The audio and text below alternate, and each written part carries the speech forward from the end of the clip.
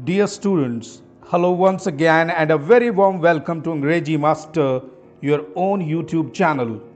Do you know there is a nation which became independent in 1910? But to be actually free, it took about 80 years. The people had to traverse a long walk to freedom. Yes, my dear students, today we are going to take up Nelson Mandela, A Long Walk to Freedom, written by Nelson Mandela. This chapter is an excerpt from his autobiography. Nelson Mandela, who was born on 18 July 1918, belonged to Tambo royal family.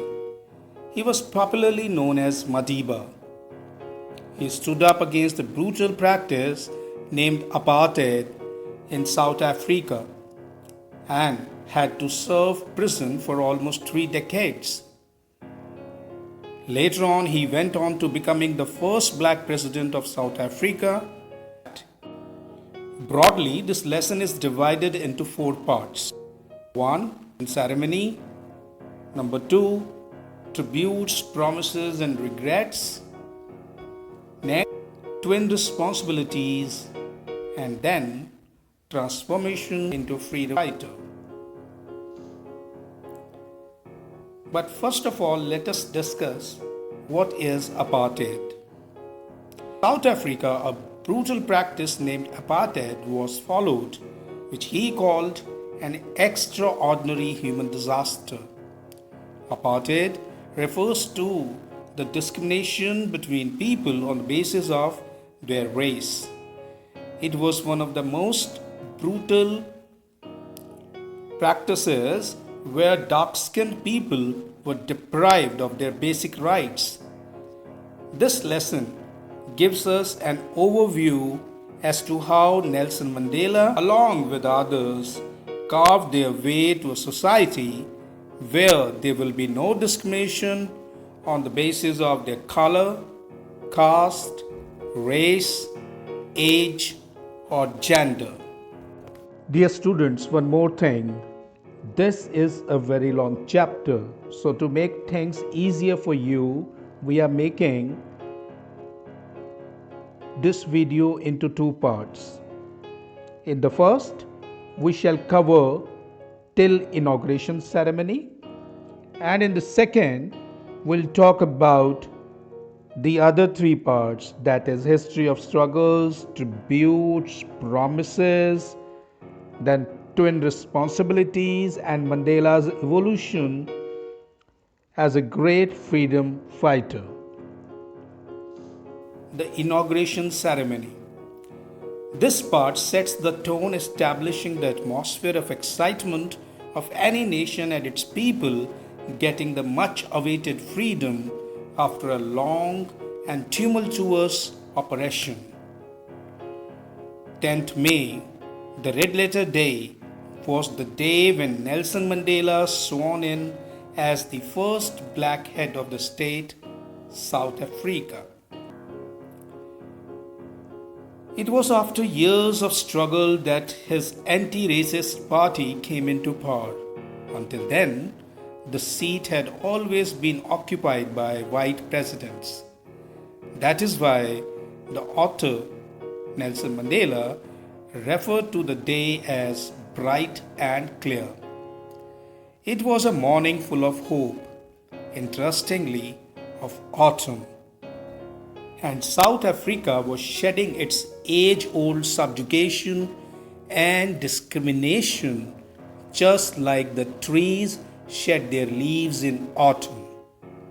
Dear students, remember, South Africa, being in southern hemisphere, enjoys autumn in the month of May, as there the cycles of seasons is just the opposite of the northern hemisphere. A few days before this date, many notable personalities started congratulating him for his victory. For the first time in the country's history, so many international leaders came together for the inauguration ceremony. The ceremony took place in an open circular building called amphitheater made of sandstone consisting of union buildings in the city of Pretoria. Dear students, let me tell you, inauguration here means swearing in. The author was accompanied by his daughter Zinani. After the two vice presidents, de Klerk and Tambo Beki, came his turn to take an oath. He committed to respect, protect, and abide by the Constitution and to devote his entire self into the welfare of his country. Mandela cited some parts of his speech here where he said that everyone by his presence was giving rise to hope for a new beginning. Previous rulers were discriminatory and lasted for long, but the ones who were given the opportunity to rule now, that is African National Congress, would stand up against discrimination of all kinds. There was a time when South Africa lost all its international political relationships due to practicing apartheid. Now, when there is no segregation on the basis of race, gender, or anything else, other nations are happy to have healthy democratic relationships with South Africa.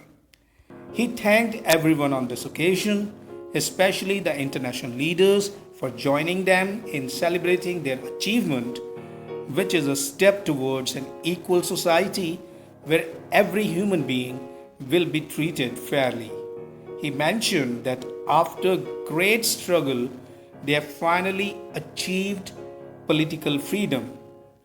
His government promised to free everyone of the still existing poverty, hardship, and inequalities of all kinds, along with assuring everyone of a country where no community will be considered inferior to the other. He then exclaimed that freedom should rule and may God shower his blessings on them. Just after Nelson Mandela's presidential address, an impressive arrangement of fighter jets, helicopters, and soldier transporters raised everyone's heads up in the sky, symbolizing perfection as well as military's respect and obedience towards the free country. Mandela mentions that he was well aware that the high commanders who were now saluting him and pledging their loyalty would have arrested him under the previous rules, as during the oppressive white supremacy he was considered to be a criminal. The show finally ended by making of the South African flag in the sky from smoke beneath the jets. The author remembers the day as the playing of two national anthems of the country, one of the whites and the other that of the blacks. On that day, no one knew the wordings of the anthem of the blacks or its meaning. But Mandela was confident that everyone would soon learn this anthem that they once hated. Dear students, hope you found the video informative. Please like and share it. For more, you may subscribe Angrejimaster. Do remember to hit the bell icon. We shall meet again. Till then, maintain social distancing but stay connected. Thank you.